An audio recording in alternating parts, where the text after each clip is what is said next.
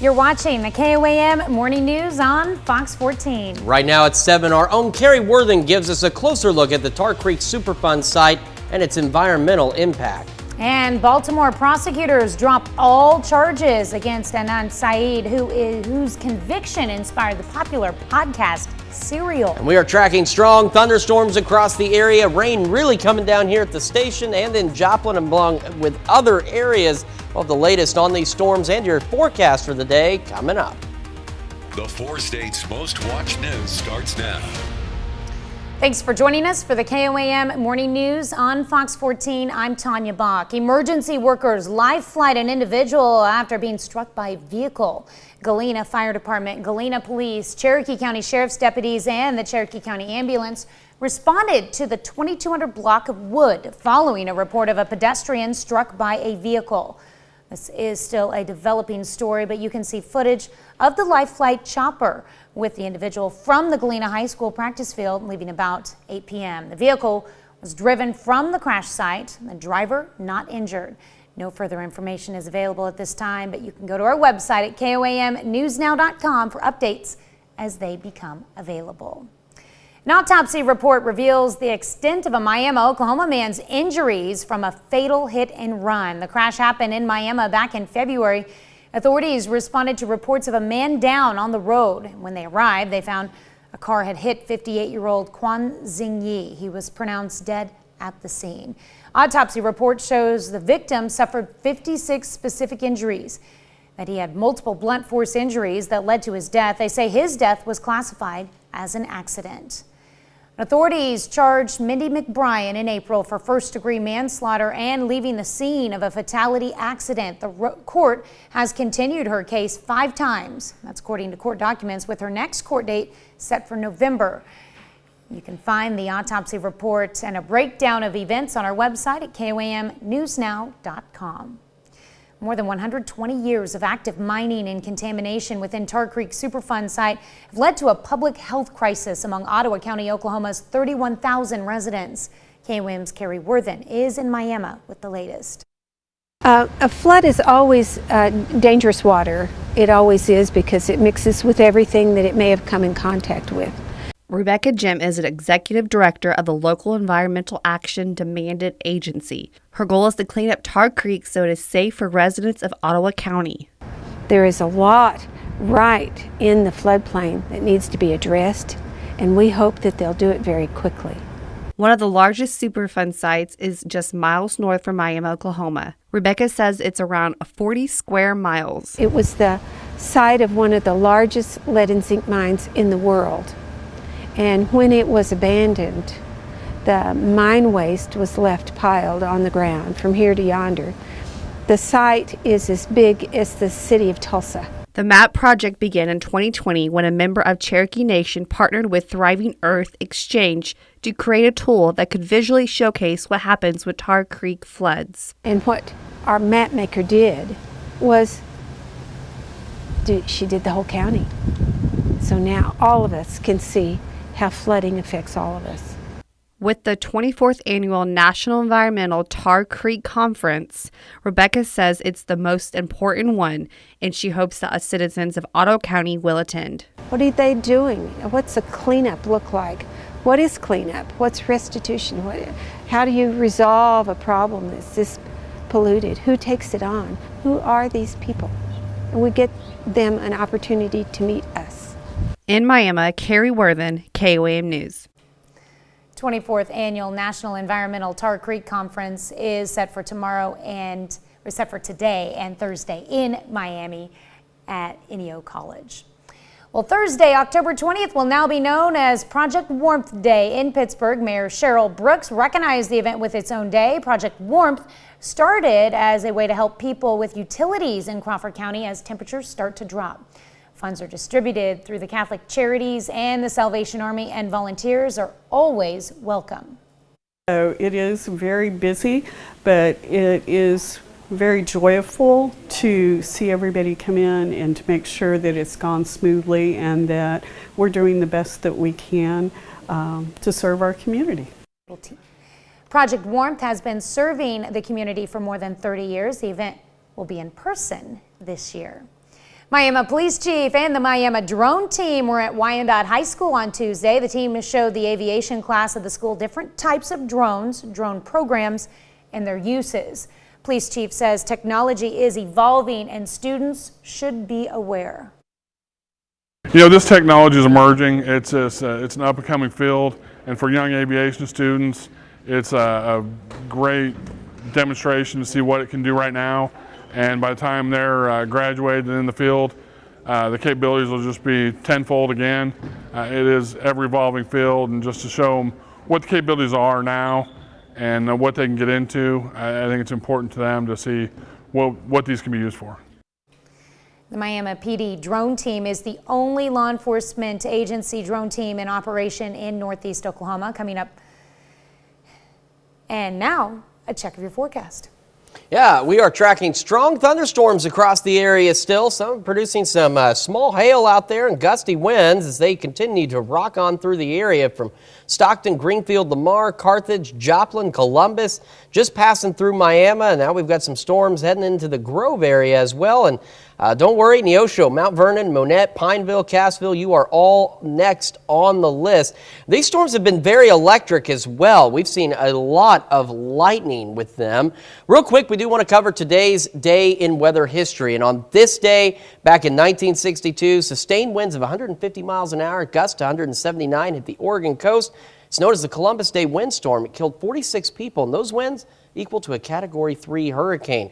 We're going to have the latest on your full forecast and when the rain's going to move out of here in just a few minutes. Up next, a new study suggests temperatures rising to extreme levels can send some people to the emergency room with kidney problems. We'll explain. And later, we all know how important blood transfusions can be for humans, but one pet owner wants to remind people that our pet can benefit from blood transfusions also. You're watching the KOAM Morning News on Fox 14.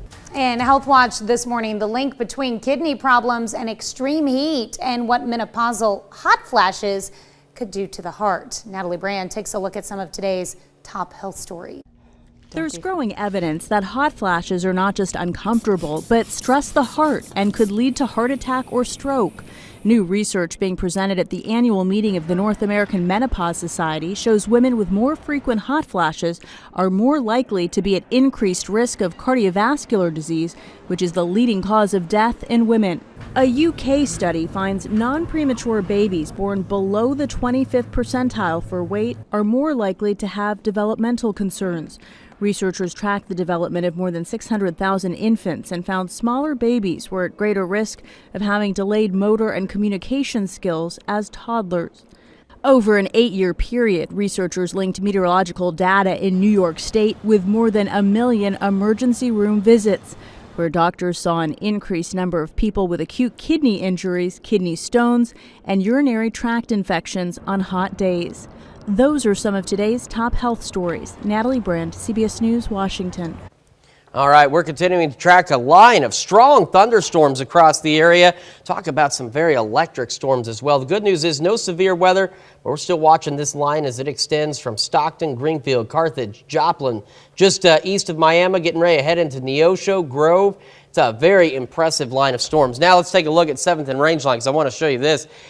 We've been watching some absolutely impressive lightning on our tower cam at 7th and Rangeline. I've got just a few seconds. We'll see if we get another one. There was one earlier that I just was wow about. The good news is so far no power outages or anything like that have been reported. But of course, these storms still moving through the area. You can see very heavy rainfall coming down in Joplin. I said this earlier. There we go. There's a little bit, but not as impressive as what we've been seeing with this storm as it rolls through the city of Joplin. We'll go ahead and move on. Thunderstorm in Joplin, 69. The wind is northwest at 20. There we go. There's some of that lightning. Northwest at 20 right now, and it'll continue to be gusty throughout the day. Temperatures across the area: 68 Center, 61 Chanute, 66 Columbus, 70 Neosho, 69 in Anderson. So you can see where the rain has been and where that cold front's coming through the area. Live look at I-44 looking east from Rangeline. You can see the interstate is wet as this storm passes through. Getting some good lightning on that camera as well. That's why right now, though, we have a red light for your morning commute because you can see the roads are wet. We've got thunderstorms rolling through the area through most of the morning. We got gusty winds ahead of the storms. We got gusty winds with the storms. Now, your drive home is a green light. We'll still have those breezy winds, but otherwise we'll be clear by this afternoon. And that's what we'll talk about going through the rest of today. Once these storms get out of here in the next hour or two, we'll clear out, partly cloudy, mostly clear skies, 75 for an afternoon high. So an absolutely beautiful day lined up for us. We'll cool off under mostly clear skies tonight, back down to an overnight low of 48. And heading into the weekend, we warm up, 75 with some shower chances Saturday, 73 Sunday, partly cloudy, because we start to get into a very fall-like pattern, which we can see on the 7 days. So we do hit 80 by Friday, so we do get warm. Showers on Saturday, and then 60s as we head into the start of next week, and overnight lows dropping down. Take a look at the 10-day, a very fall-like forecast. Some showers Thursday, 38 Monday night, 39 Tuesday night. And boy, yeah, we're just seeing so much cool lightning, but as soon as we pull up that tower cam, the lightning suddenly stops. But do be careful if you're outside. Of course, with these thunderstorms, you do not want to be outside when thunder roars, head indoors. But we are watching some strong storms, and if any of them go severe again, we will let you know. But the good news is no active warnings in the area right now. We're back with more right after this. A major development in the more than 20-year-old case against a man accused of killing his ex-girlfriend.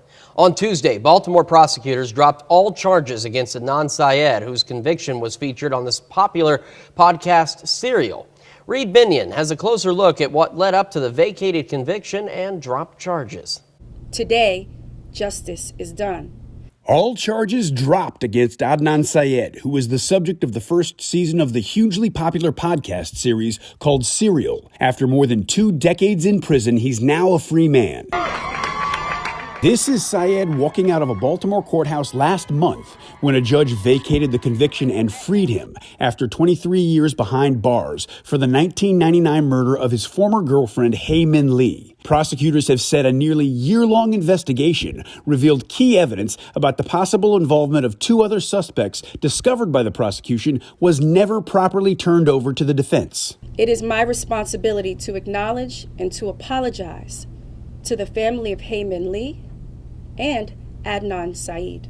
But it wasn't until Tuesday that Baltimore prosecutors officially announced charges against Syed were dismissed, pointing to the results of advanced DNA testing of Lee's shoes and clothing that ruled him out. Syed was 17 when he was convicted, and his attorney says the dismissal is long overdue. He is elated. He is joyful. He is still processing this. Meanwhile, the victim's family attorney criticized Baltimore prosecutors for not notifying them of the decision ahead of time. The state's attorney for Baltimore says she did reach out to the Lee family's attorney, but had not heard back and promised them justice. We will continue to utilize every available resource to prosecute whoever is responsible. I'm Reed Binion reporting. Now, Syed's attorney says he has taken off the ankle monitor with location tracking that he was wearing since last month, and that he's now planning to continue his college education and has dreams of going to law school. So we're showing you the radar there. So because we're still tracking this line of strong thunderstorms, these cells have finally merged down here in northeast Oklahoma, so they're just now rolling into the Grove area. We've got more storms rolling into Neosho, just starting to clear out of Seneca. Storms around Baxter Springs. Boy, I tell you, the lightning knows exactly when we're not on the air with it.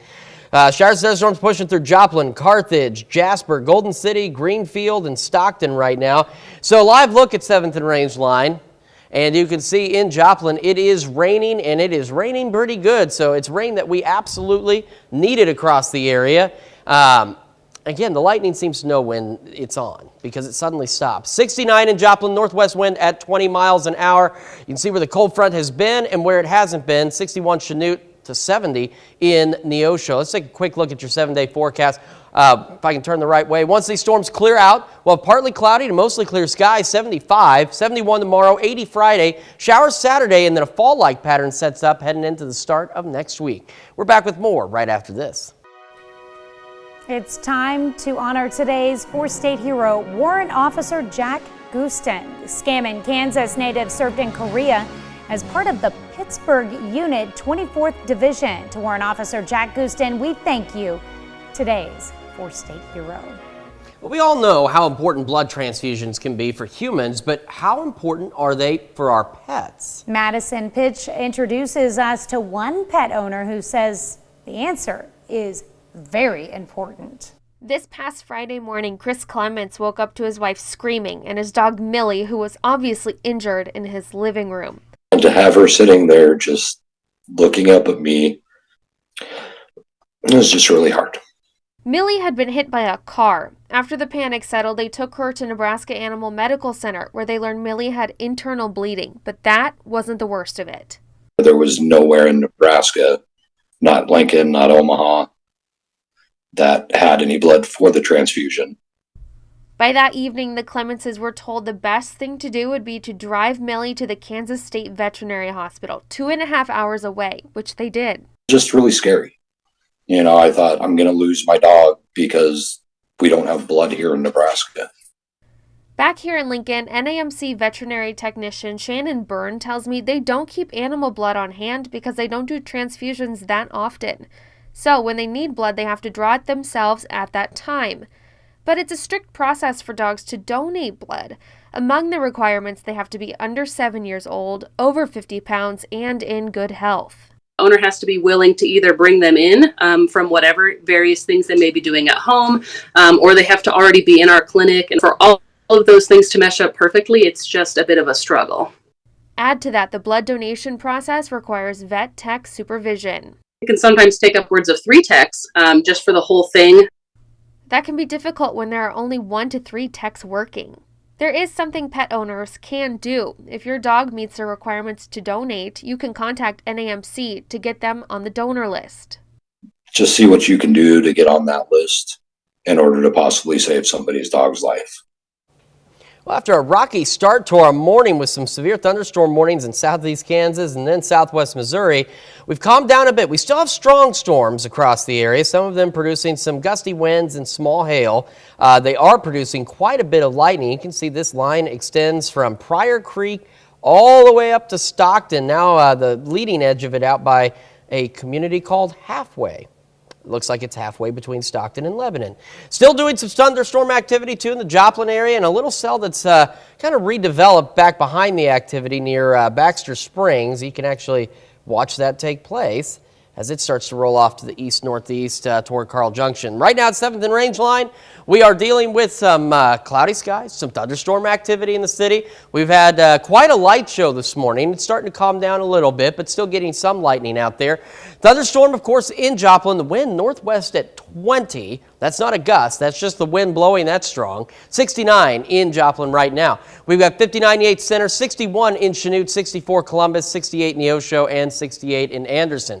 Live MoDOT camera looking east on I-44 from Range Line right here. The roads are wet. Thunderstorm in the area, of course. Red light for what's left of your morning commute with those showers and thunderstorms. A green light, though, for the drive home. Will be clear but gusty and temperatures in the 70s. And that's the thing, is once these storms clear out in the next couple of hours, we're going to have a beautiful day. We've got partly cloudy to mostly clear skies, a high of 75. It'll be breezy, but not bad. Heading into tonight, still a little on the breezy side, 48 for the overnight low, otherwise mostly clear. 7-day forecast, we warm up heading into Friday, and then we get some shower activity Saturday and settle into a fall-like pattern for next week. We're back with more right after this. Welcome back to the KOAM Morning News on Fox 14. It's currently 7:28. Pittsburgh Fire Department's fire chief announces his retirement. Dennis Riley became the Pittsburgh fire chief in September of 2020 and dedicated more than 40 years to the fire service. He says he's going to use his retirement to focus on family, traveling, and his training and consulting business. The city has appointed Battalion Chief Taylor Cern as the interim fire chief. Pitt State hosted a conference on Tuesday to discuss the outlook of the local economy. Officials say the local economy relies on the status of the national economy. However, Pittsburgh economists are optimistic about growth within the city. It's very optimistic, and especially now with more housing coming online here in Pittsburgh. I mean, literally within the next couple of weeks. We're adding residents, which adds even more growth to the community, and combined with that wage growth, we really feel like this growth will continue locally for some time. Say despite the labor force being smaller, the growing population could soon meet the demand for local jobs. Thursday, October 20th will now be known as Project Warmth Day in Pittsburgh. Mayor Cheryl Brooks recognized the event with its own day. Project Warmth started as a way to help people with utilities in Crawford County as temperatures start to drop. Funds are distributed through Catholic Charities and the Salvation Army, and volunteers are always welcome. So it is very busy, but it is very joyful to see everybody come in and to make sure that it's gone smoothly and that we're doing the best that we can to serve our community.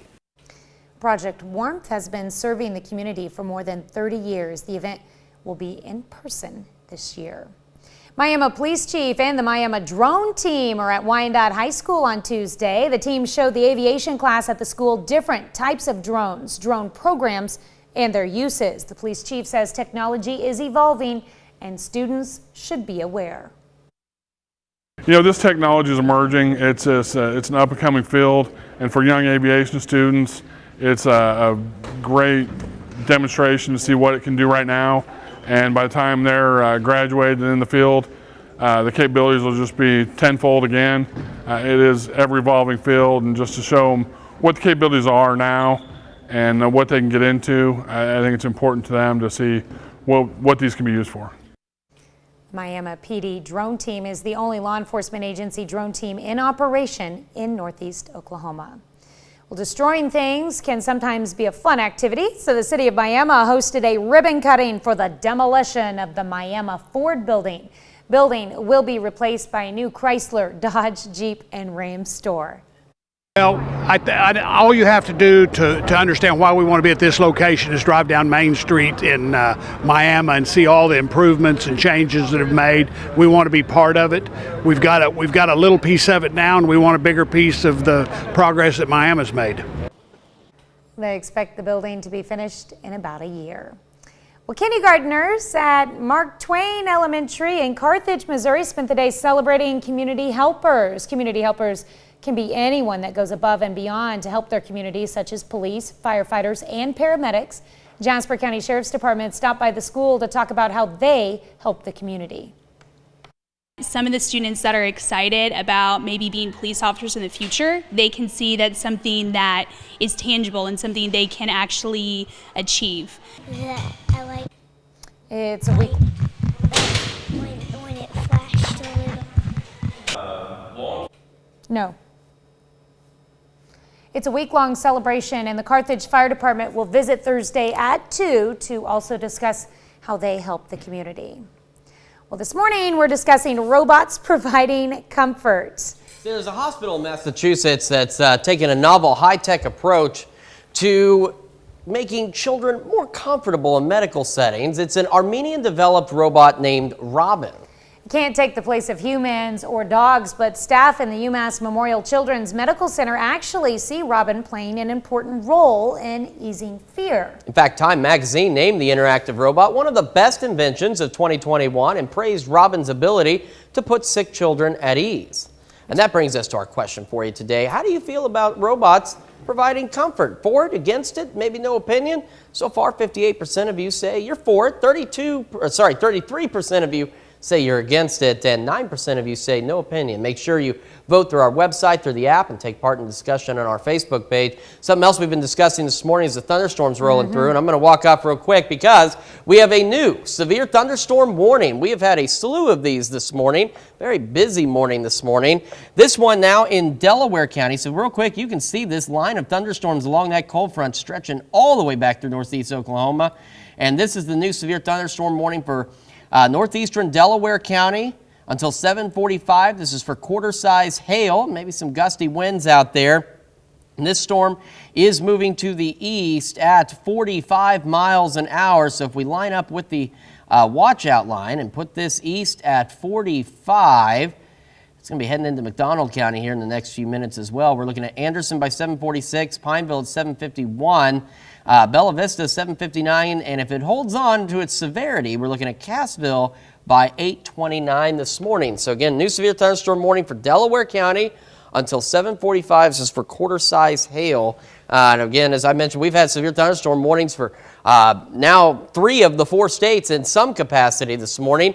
Right now, 7th and range line, not temperatures, but the sky still cloudy. Thunderstorm activity in the area, of course, as it starts to roll on through. And there's another little cell behind the one that just pushed through Joplin. 69 northwest wind at 20 miles an hour. 59 Yates Center, 58 Iola, 64 Columbus, 68 Neosho and Anderson as we start the day. Last look at your commuter cast this morning. The thunderstorm, of course, I-44, the MoDOT camera there looking live east on I-44 from Rangeline. We still have that red light for the remainder of your morning commute with these showers and thunderstorms out there, so make sure you're taking it easy. And then this afternoon, we got a green light as we clear out 70s, but we will be breezy. Once these storms get out of here in the next hour or two, we're going to clear out partly cloudy skies, even mostly clear skies, 75 for the high. We get a little chilly tonight under mostly clear skies. We drop back down to a low of 48 degrees. And a quick look at the 7-day forecast. You can see where we eventually warm up to 80 by Friday, but then we're watching showers Saturday, and then we settle into a very fall-like pattern for the week ahead.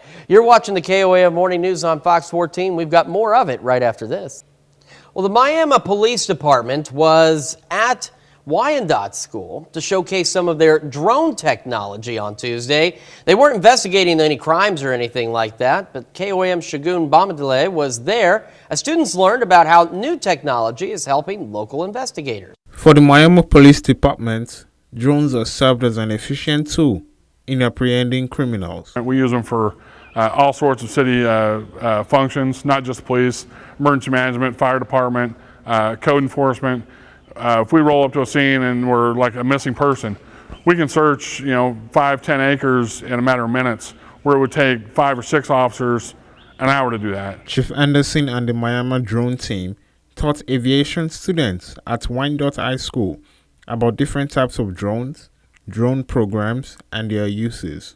I love the technology. I play games at home, so I've always been interested. My dad hunts a lot, so he uses drones at home, and I've flown some of them. He has some good drones. I've always been really interested in drones. I like how they track things down and are able to use that technology in being able to solve crimes. Chief Anderson tells me the drone program is more important than just its field uses. This technology is emerging. It's an up-and-coming field, and for young aviation students, it's a great demonstration to see what it can do right now. And by the time they're graduated in the field, the capabilities will just be tenfold again. It is ever-evolving field, and just to show them what the capabilities are now and what they can get into, I think it's important to them to see what these can be used for. In Wyandotte, Shagun Bomadile, KOAM News. Well, Chief Anderson says the Miami PD drone team is the only law enforcement agency drone team in operation in Northeast Oklahoma. Okay, so we've been tracking this line of strong to severe thunderstorms through the area this morning, and we started off with severe thunderstorm warnings in southeast Kansas. They migrated into southwest Missouri, and now we've got one for Delaware County in northeast Oklahoma as this storm pushes off to the east at about 45 miles an hour. This severe thunderstorm warning for northeastern Delaware County until 7:45.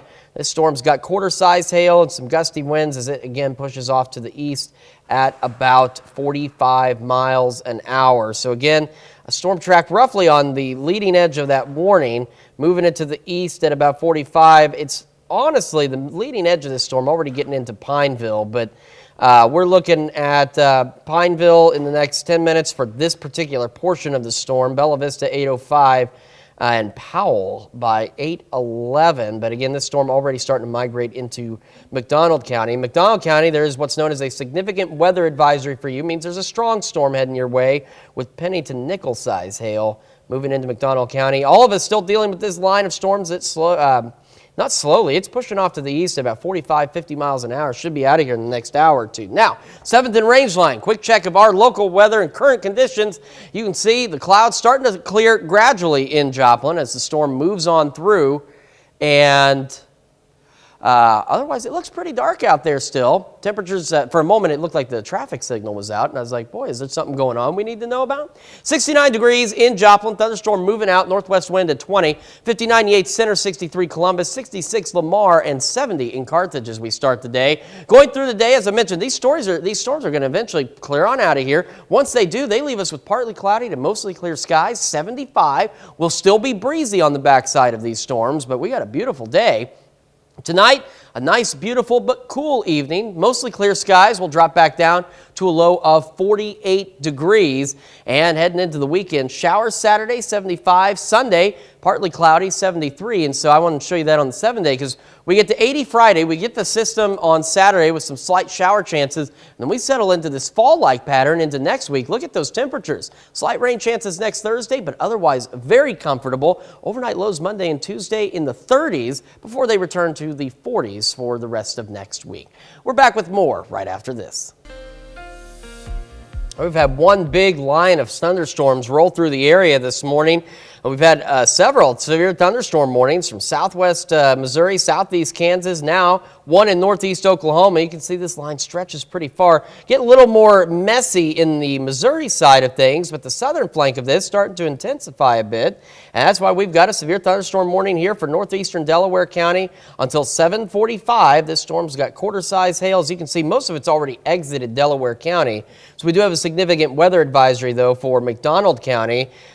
Dealing with some hail, and the good news is the hail size has come down a little bit. You can see it here, and we can actually kind of poke around. You can see we've got pea-size hail. That really seems to be about the max that the radar is picking up, maybe mothball-size hail. So that's why there's no warning for McDonald County right now, but definitely a strong thunderstorm rolling through the area. All of this will eventually exit the area and give us a pretty decent day across the area. We'll take a look at that real quick. We're heading for a high of 75 under partly cloudy to mostly clear skies, a little bit breezy. And tonight, we're going to drop back down to an overnight low of 48 under mostly clear skies. So these storms out of here in a couple hours, and we got a beautiful day ahead of us. Now, here's Tanya Bach with Consumer Watch. Right, with fears of a recession on the rise, the International Monetary Fund has downgraded its world economic outlook for 2023. Now projects the global economy will grow just 2.7%, down from the 2.9% it estimated in July. It projects the U.S. economy will grow just 1% next year. The IMF listed Russia's war in Ukraine and chronic inflation among the reasons for its dimmer outlook. The Biden administration has released a sneak preview of its student debt relief application. A tweeted video shows two simple parts. One section is for basic borrower information, such as name and phone number, and the other section prompts the borrower to assert eligibility. About 95% of Americans with student debt could qualify for up to $20,000 in loan forgiveness. The application is expected to go live later this month in both English and Spanish. One of the nation's biggest banks is branching out into cryptocurrency. The Bank of New York Mellon Corporation, also the oldest bank in the U.S., announced the launch of its digital asset custody platform on Tuesday. It's the first major U.S. bank to allow select clients to hold and trade Bitcoin, and either on the same platform as their traditional holdings. We'll be right back with more after this, but first let's take a look at the market prices before the opening bell.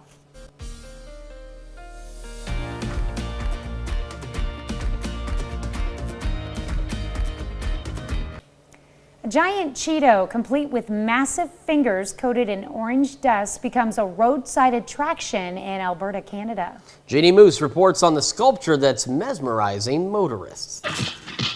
You expect to find Cheetos in a bowl or a bag, not in a field. Yet there it is, a sculpture that even the snack's mascot would call dangerously cheesy. You'd be surprised how many people want to get up close and personal with a giant Cheeto at any given moment. We've probably got about 40 to 50 people here so far. That's about half the population of Cheeto, Alberta, Canada. The makers of Cheetos commissioned the 17-foot-tall sculpture created by a local company that makes movie props. Cheeto's board of directors was happy to have it here. And I mean, it's putting you guys on the map, right? Our hamlet isn't getting anything out of this other than a lot of tourists rolling through our town. Most of them posing for selfies. It's the real deal. often posing with Cheetos in hand, though this guy opted to pose with a competition behind enemy lines, as he put it. The makers of Cheetos chose Cheetle because Cheetle sounds like Cheetle, which is their name for the orange dust you end up having to wipe off your hands or lick off your fingers. So many people wanted to handle the Cheeto that soon a sign went up. Please do not climb fence or Cheetle hand statue. The Cheeto's only here till early November. But like a bag of Cheetos, it won't last long. Until then, tourists are eating it up, as were we. Well, this tourist would probably eat anything, and this guy cheated his Cheeto selfie to make it look like he was biting off more than he could chew. A true crowd pleaser. Jeannie Mose, CNN, New York. Well, now, if only they would make a Cheeto that big.